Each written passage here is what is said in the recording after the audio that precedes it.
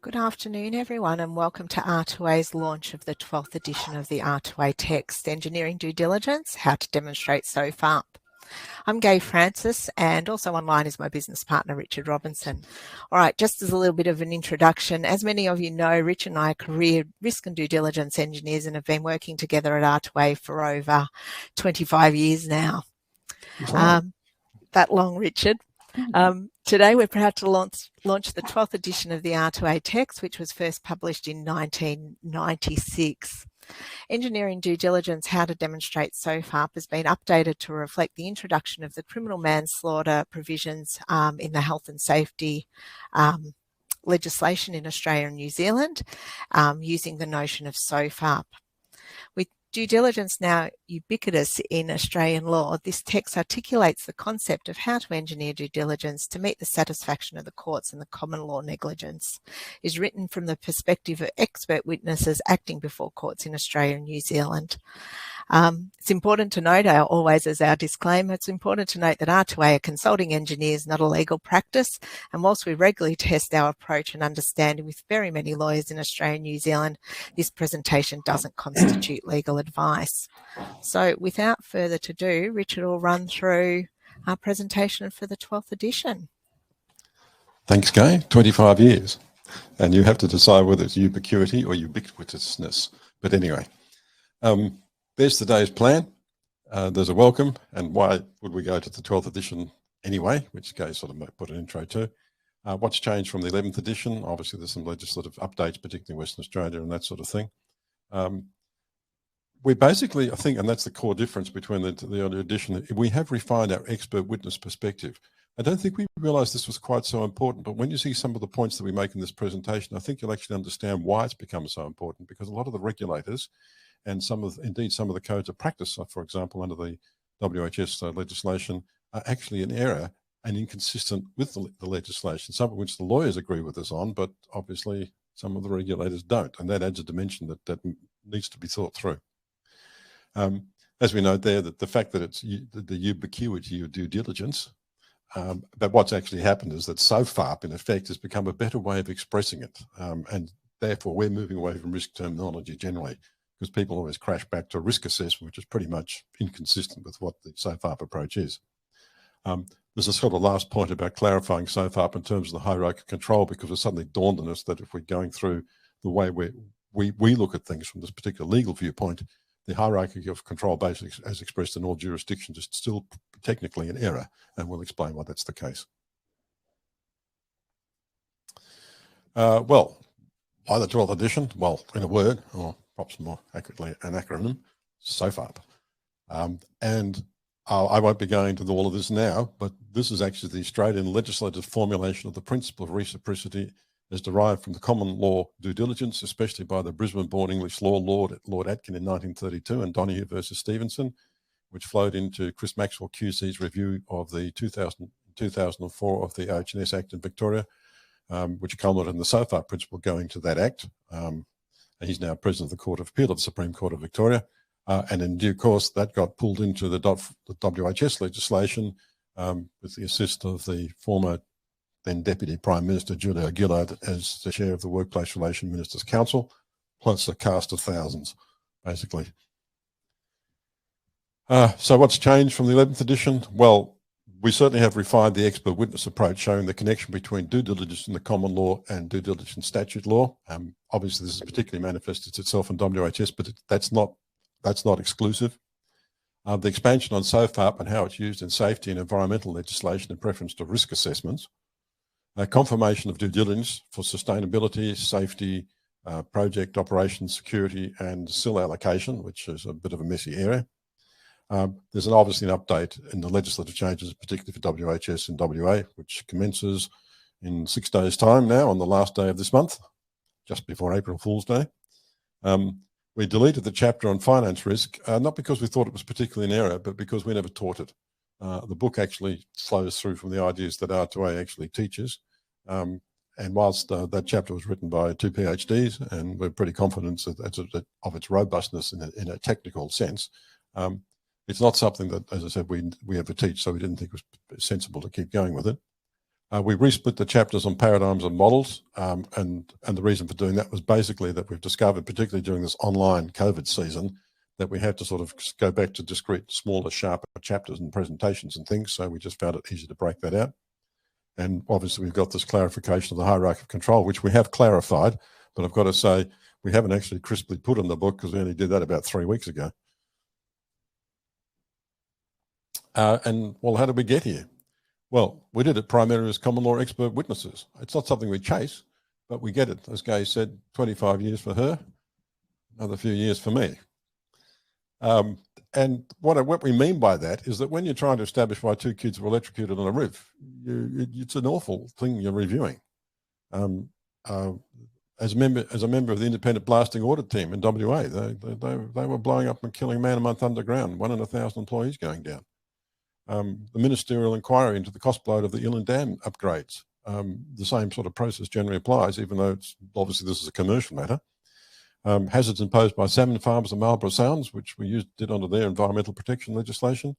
And in particular, the Powerline Bushfire Safety Task Force, which arose from the Royal Commission into the 2009 fires, where we had 173 deaths in Victoria. The approach we used was adopted by both sides of Parliament and all the lawyers that considered it. And at the time was about a $500 million spend, although speaking to some of the electrical utilities, I think it's probably closer to $1 billion finally, but the technology did work. This basically means we spend a lot of time with lawyers, and they advise you things you ought to know, prior cases you ought to consider when putting the expert argument together, and sometimes salient arguments after reviewing a draft copy of your expert statement. Now, the barriers aren't meant to actually sort of direct expert witnesses to what they're supposed to say, but you know, when a barrister says, "I didn't quite understand what you meant here, could you enlarge upon that point?" Meaning, and clarify your thinking, you sort of get the feeling that perhaps that needs a little further work and polishing up, even though they're not directing you to change your purport. In that regard, you can comment on the nature of some barristers. I mean, it depends who you ask. I mean, asking lawyers, especially barristers, questions, you sometimes do get unexpected insight. I guess we learned this a long time ago from a lawyer with Baker McKenzie, Ting Mai Chan. Some lawyers focus on legal advice. Others adopt basically what's the engineering design philosophy, as particularly articulated these days by David Howarth, a professor of law and public policy from Cambridge, which R2A sponsored to Melbourne just before COVID, basically. Basically, he's pointing out the engineers and lawyers and the big UK and US international law firms have basically adopted an engineering view of the design view on how to give advice, i.e. somebody wants to do something, they've got a problem, and you sort of say, well, what are the options? And in the circumstances, which are the best options? And that's very much a common law due diligence approach. Just on the matter of our courts, I mean, when you ask a barrister, one Sydney barrister, a fellow called John Age, SSC, when I asked him about what the courts actually were, and was it a subset of our court, of our sovereign, and said, yeah, that's the case. So if you just care about those things, technically, when you're in court, it's the court of Elizabeth II, by the grace of God, Queen of Australia and other realms and territories, head of the Commonwealth, and she formally resides at Government House in Canberra from the point of view of Australians. There's perhaps a few other points I could go on with there, but I suspect I won't have time, and Gaye will tell me to keep moving. Now, this is the ubiquity or ubiquitousness of due diligence. This is from ICAC in New South Wales, due 2020. And you'll see a little note there, supplier due diligence, a guide for New South Wales public sector agencies. In our text, we refer to due diligence as a legal concept, and it arises when this duty of care exists, and that duty can be for a whole lot of reasons. Directors to shareholders, management to employees, parents to children, manufacturers to public, counsel and counsellors to ratepayers. And it's endemic in Australian legislation these days. You know, in corporations law, directors have to ensure that the business can pay their bills when they fall due. Obviously, it pops up in safety and particularly environmental legislation. But you can see here it's in this supplier due diligence. The next one is the New South Wales Industry Code of Practice for Protection of Aboriginal Objects. And this is their words. So even though they're parallel to the words we've used in our text, this is their words. Due diligence is a legal concept describing a standard of care.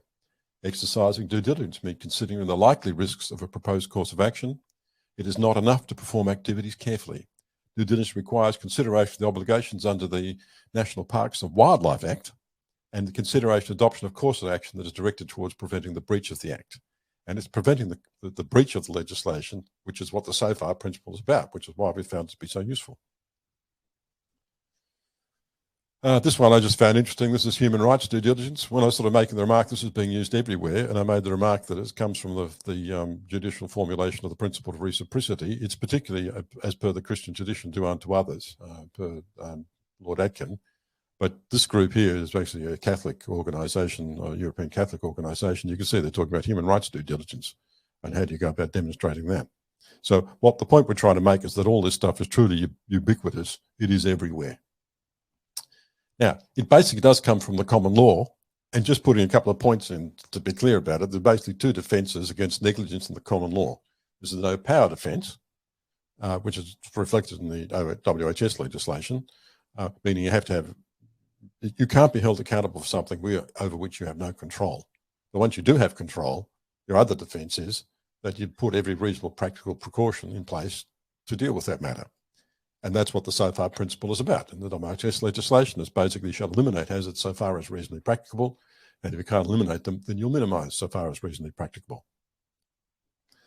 Interestingly, the SFAIRP term has just been put into Victoria's Environmental Protection Act last year.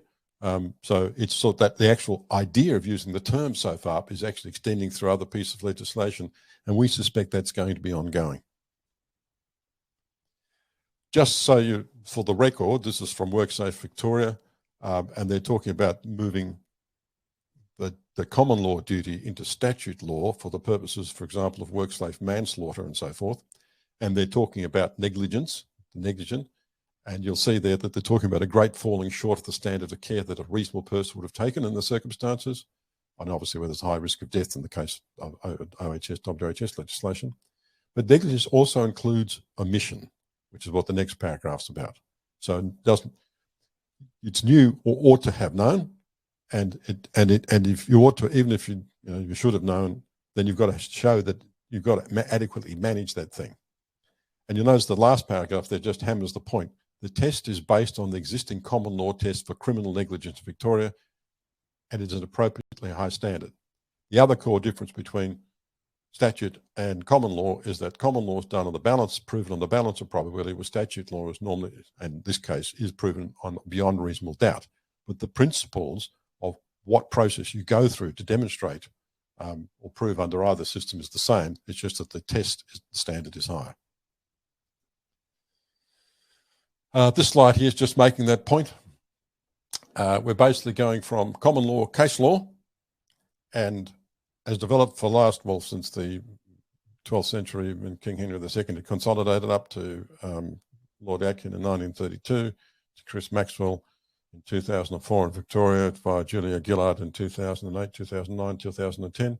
And they're making the point that as a defence against negligence, due diligence is what you do, and they've made it statute law. And the principles in the common law, in terms of determining whether or not you have been diligent, will be increased to the higher standard of statute law beyond reasonable doubt. Now, this is where we sort of made the remark about that we were sort of refining our expert witness perspective, because what we sort of found happening was that we kept getting drawn back to sort of, for example, using the risk management standard or commonly used instruments. And what we sort of realised was that, well, the common law got transferred into statute law, which is where all this legislation is coming from. So how you're found guilty of negligence in the common law, which is a matter of expert witnesses to do, would apply in the same way in statute law. And so we sort of said, okay, well, what exactly does that mean? Now, there's a couple of points about this. You see, possibly demonstrating safety due diligence, you'll only be tested in court. So by definition, you're really looking at what we would refer to as the judicial boiler zone. In the case of work health and safety, that's pretty much kill or maim. And the reason why that's significant from a practical viewpoint is that when you look at most organisations' safety hazard registers, for example, you'll find that the kill or maim options, the critical ones, are probably only 10% of the total pot of all hazards that the business has to deal with. And what that means is that from a very practical viewpoint, Gaye, is my mouse showing up? I'm sort of waving it around with enthusiasm. It's not, Richard. Okay, then I won't wave it up and down. I'm not achieving anything here. From a practical viewpoint, in terms of the whole of the pot, if you just throw recognised good practice at the multitude of hazards that are not kill and maim, from a really practical point of view, you probably have been diligent. Whereas what you have to do to deal with the judicial boilover zone, that one you have to demonstrate much greater effort. And the way that's worked out, and it is a little bit of unfair from an organisation's viewpoint, because you have to deal with all the problems all the time. And for the credible critical issues that might boil over into the courts, you're probably going to spend an hour or an hour or something like that in a workshop thinking about these things, where if one of those things actually happen, the courts and the expert witnesses can spend as much time as they like. I mean, these things can go on for weeks, months, sometimes even years, depending how serious the event was. So these group of people, they've just got forever to consider these things, whereas you have to get on with life and make it all happen. Now, in that regard, this is our SFAIRP approach, and it's basically driven from an expert witness perspective. That's how we dreamed it up. We were first doing things for Gladstone Area Water Board in 2011 or 2010 or whenever it was. It basically has 4 steps, because these are basically the 4 steps from a common law negligence action that an expert witness has to respond to, and therefore what in statute law you'd have to respond to. You first of all, if it was a common law claim, you have to ask the question, was it foreseeable? So if before the image you think about these things, what you need is you have to identify all the credible critical issues of concern. And it actually doesn't matter from a negligence viewpoint, because negligence in the common law quite happily applies to contract failure. It quite happily applies to giving bad advice that only causes economic harm, Headley-Byrne versus Heller, and the Caparo Court's decisions on all those sorts of things. It's not just to safety. The question is, and that's what we're sort of worked out when we're talking about the Eildon Dam cost blowout for the spillway. It was an extra $80 million. And the question was, well, why wasn't this problem foreseen? And why did the minister suddenly feel they were being blackmailed by having to cough up an extra pile of cash? So you have to have an argument. First up, what makes you confident you've established all the credible critical issues of concern?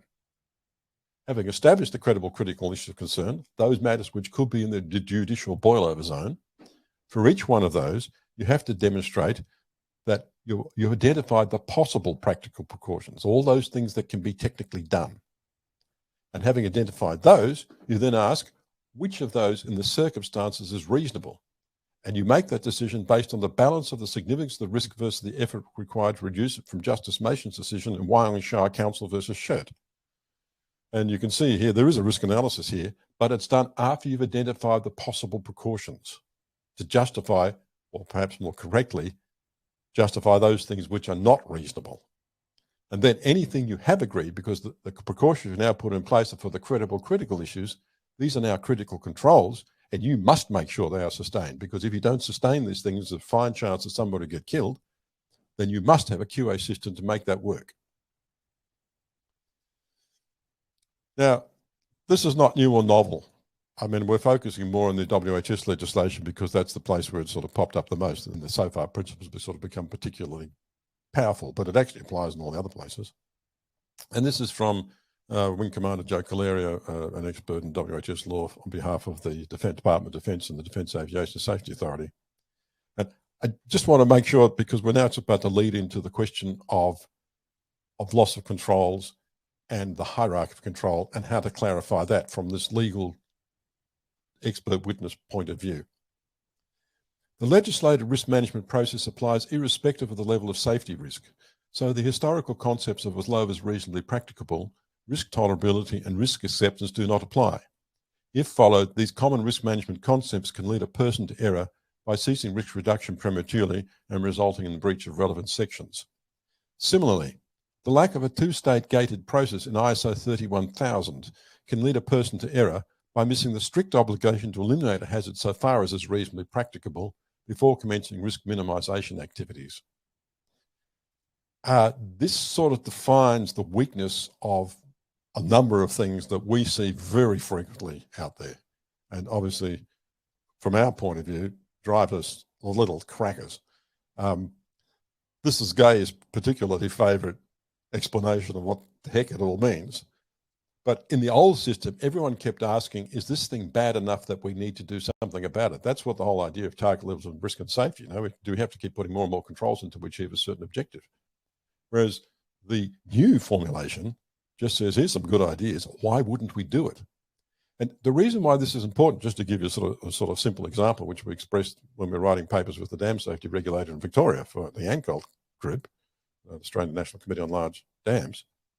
If your family lives downstream of a large dam and that dam breaks and your family gets washed away, the point is that despite the fact that this dam was managed in accord with all good recognised standards, such as the ANCOL guidelines and things like that, and these people try to get things right, if it turns out after the event that there was a precaution which could have been in place, which if it had been in place and was reasonable, would have stopped it all going wrong, which was better than all those standards and guidelines, wouldn't you deserve to be hung, drawn and quartered? Wouldn't that be the way you felt about it? That's why this is the principle of reciprocity, because it basically asks the question, if you were the group exposed, how would you expect to be treated? And that's all it is. So that's why this thing is quite extraordinary. The idea that a moral principle can be incorporated into all our legislative processes is actually quite astonishing. I'm not quite sure what it means with Australia, and obviously concomitantly Kiwi land's going, but it is really significant. Now, just such to hammer the point, this is from the Model Work Health and Safety legislation. Your aim is to get the highest reasonable level of protection, and the legislation says so. Section 3.2, regard must be had to the principle that workers and other persons should be given the highest level of protection against harm to health and safety and welfare from hazard and risk arising from work as is reasonably practicable. As one of the lawyers who helped draft the Model WH legislation put it, Barry Sheriff, it simply makes it clear that you start with what can be done and only do less when it is reasonable to do so. And that's what you basically have to do to demonstrate safety due diligence, which is what the SFAIRP principle is about. But that principle applies to economic matters too. If you're giving economic advice, you're doing due diligence on purchasing somebody, and something bad could happen that would mean the thing was undervalued, wouldn't perform the way you expected, you would expect to put the test in that you start with what can be done and only do less when it's reasonable to do so, and providing advice about that. Just going to add a point, Richard. When you're talking about safety, I always like to think of your qualified but least experienced person when you're determining what reasonableness is. So it's the highest reasonable level of protection for your qualified but least experienced person. Yep. Now, what this goes to prove, and this, I guess this has been a source of frustration to us because we've been giving some advice to various parties around the place, and they keep trying to use things which look like the risk management standard in one way, which fails the test now. And then you sort of realise that one of the reasons why they keep doing that is because the approved code of practice has gone through the parliamentary process is actually in error. So the diagram on the left-hand side here is the Work Health and Safety, How to Manage Health and Safety Risk Code of Practice 2015 as approved by Michaela Cash from the Commonwealth point of view. And since it's gone through a parliamentary process, theoretically has the force of law.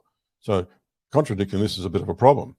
Typically, of course, is that, and this is the case, again, you need to test it with your lawyers, but the lawyers have never said anything to the contrary, and they've always agreed with this point. It is not the regulations and codes of practice may not contradict the legislation. The legislation is the enabling instrument, and therefore anything which is subordinate to legislation has to comply with the legislation. The fact that the regulators are wrong and they've misconstrued the code of practice is unfortunate, but that's not the regulator's problem per se. The worst they will be is embarrassed, but it does apply. The legislation applies to everybody anyway, so you must do the legislation first and then do the code of practice if it will work for you. So in this diagram here, I can't point to it, but if you look at the left-hand side, step one is identify the issues, which is always the case. But then they've got, well, step two, assess risks. Well, that's the wrong sequence. For the critical ones, you've got to identify the issue, then you've got to identify the possible practical precautions, and then you've got to determine what's reasonable. The lesser ones, which is what they've sort of got in their step three there, if for a known hazard and a lesser hazard, recognise good practice is enough, but for the non-critical ones. If it's a critical one which could kill and maim, you still have a duty to test to see if anything more could be done that is reasonable. And as technology improves and time goes on, that's often the case because standards are usually, they're lag indicators, not lead indicators, and your duty is to lead under the legislation. Now, this is basically the last point that we want to make, and this is just about the hierarchical control and clarifying what this is. And this rather annoys us because it only sort of popped out in the last couple of weeks. But it is, again, particularly focused from an expert witness perspective as to why you would come to this understanding. Any of you who've ever listened to us before will always know we've been talking about the legal loss of control point. For any hazard, there's a point at which you don't know what's going to happen next. It's going to come down to luck. The one here basically is you're walking down a footpath and the snake curled up on it because the footpath's been warmed up during the day, and when you're wandering down the footpath, it turns the snake's there. From the point of view of the practicality of the hierarchy of control, or the loss of control point, as soon as you get within striking distance of snake, you're out of control because you don't know what's going to happen next. Most likely the snake would run away. But if the snake decided to have a bite at you, and Australia's really well known for its venomous snakes, at least according to American tourist guides, you don't know what's going to happen next. And basically you've got three options. You can get rid of the snakes, you can put preventative measures in place, like fencing, or you could chill the slab so it gets cold and the snakes don't want to be there, or you can wear big boots, which is always after the legal loss of control point. In terms of a threat barrier diagram, the way in which we now prefer to present these things, you can see here's the loss of control point, snake within striking distance. And here, practically, is the hierarchy of controls. There is elimination, there is prevention, and there is mitigation. And you cannot detect between mitigation and precaution unless you've identified the legal loss of control point, because that's the point that will actually be tested in court and which the expert witness has to come up with. Practically what this means is that the hierarchy of control is the one shown on the left-hand side here. There are only three. There is elimination, prevention, and mitigation. Now it's true, and if you look at the one on the right, which is from New South Wales, level one, well, they've got that right, eliminate the hazards. When you look at the next two levels, they really are mostly preventative and reduce exposure to the hazard, the mitigations, because substituting something would normally prevent it, isolating people from the hazard would normally prevent it. And although the risk of engineering controls can actually work on all three. I think that's something that hasn't been quite figured out. And obviously PPE normally is in the mitigation zone. But it actually, what we've actually put there from an expert witness viewpoint is the correct characterization of the hierarchy controls. And in order to actually get that analysis right, you have to work out where the legal loss of control point is between mitigation and prevention. So just sort of concluding the presentation, we've sort of worked out, and this is a couple other minor points, basically people try to go SFAIRP and then they keep running workshops, which they often call risk assessment workshops. And as soon as you start using language like that, you commit yourself back to the old process. So our view is, and certainly in Victoria, it's been the case with a number of workshops we've run around with railways and things like that, they don't use the word risk assessment anymore. Your duty under the legislation is a SFAIRP workshop to demonstrate that you've eliminated hazards so far as reasonably practical. You can't eliminate, you've reduced them so far as reasonably practical, i.e. you've tried to test to see what precautions are available to prevent it from happening. And you put the best, you basically excluded things that are unreasonable, but done all the rest as far as possible. The other point about the SFAIRP principle, it's about control ownership. It's not about hazard ownership. It's not asking the question, who's at risk, and they own the hazard per se. It's saying, who's got the most control, and therefore who is responsible for it and managing that. And normally, in a large organisation with sort of complex hazards, that has to be the board, the officers. By identifying the officers, they're basically saying, if you have control over what precaution you can put in place, then you are the owner of the problem, not the people who are at risk per se. I don't know that point's made often enough. And the last point, which we often see failing the test out there are always two SFAIRP questions at the end of a workshop. And they are basically, are there any more issues of concern that anybody's got? That's the credible, critical, the really big ones. And are there any other good ideas which have not been tested for, the value of which hasn't been tested? And hopefully, from a due diligence viewpoint, if you've got the right people in the room, and you should know more about your problems and what controls you can do and what you can't do, you've demonstrated due diligence. And I think, Gaye, that's the question time. It does. It brings us to the end of the formal presentation. So if you've got any questions, pop them in the chat and we're happy to answer them. We've got about 10 minutes.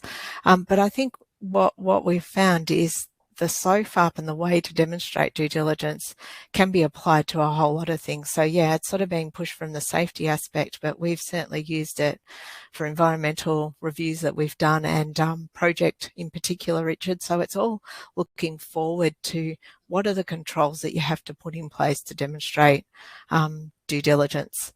You know, the reasonableness question is probably the one that we get asked about the most, and how do you determine reasonableness? And as Richard said, it's on that balance, the significance of the risk versus the effort required to reduce it. But those goalposts change all the time. So no longer can you just look at these things once and not look at it again. You have to continuously look for new things that you can do. Just to give a simple example on that, because of other work we're doing for the railways, we became aware of this ground probe group. It's a spin-off from Queensland Uni, and it was originally designed as a radar monitoring of open cut mines. And so if the open cut wall starts to move at all, the alerts and alarms go off all over the place. When I say a spin-off, they've got 300 employees, 30 countries, and they claim it's never gone wrong, and they've been happily in business now for about 10 years. Now, that's a fairly new technology, obviously. The damn safety people should be looking around for this kind of technology. That doesn't show up in ANCOLD guidelines or anything like that. But if you're a concrete dam wall, for example, you could put one of these radar scanning gizmos on it. And presently, for check for minor leaks and things like that, or things like that, which could sort of turn into larger ones, they generally have a guy wandering around to inspect the thing every day. Well, if you can put a 24/7 radar scanning thing that's as efficient as an open cut mine monitoring process, our guess is it would be a very cost efficient and would substantially reduce the risk of that kind of what they call blue sky day problem, or at least give you better and earlier warning alerts for it. And that could, if the dam actually did fail, save a lot of people. So it's not enough for dam safety people to say, oh, look, we comply with all the guidelines and the codes of practice. They're meant to be scanning around for new ideas that could enhance the situation and explain why, if they consider it too expensive or there's other weaknesses of the process, why it's not reasonable. But the failure to consider that under the due diligence argument, the SFAIRP approach, would be potentially, or certainly negligent in the common law, and potentially under new legislation, criminal. Just a comment from Jordan, in his discussions with the construction industry, there's major financial loss or major reputational damage also requires due diligence and SFAIRP, and we're seeing that with large organisations as well, and especially with projects, financial loss and reputational damage. They want to make sure that all reasonable practical precautions are in place to deal with those issues of concern. And I agree, Jordan, it would have been better in the pub next door in Hartway Lane. Hopefully next year we're back to non-COVID environment. That would be nice. All right, doesn't look like there's any other questions that have come through. So thank you for joining us for our launch. Rich and I'd like to, of course, thank past and current associates for their inputs into the various ideas contained in the text. And, it's been going on for quite a number of years since we first published it. Also like to thank Megan from Joella Marketing for the cover design and Terry at Melbourne Print Group for the printing. And if this has been of interest to you and like to purchase a copy, you can do so through our website. So that wraps up our book launch for today. Thanks again for joining us and have a great afternoon. Thanks, everyone. Thanks.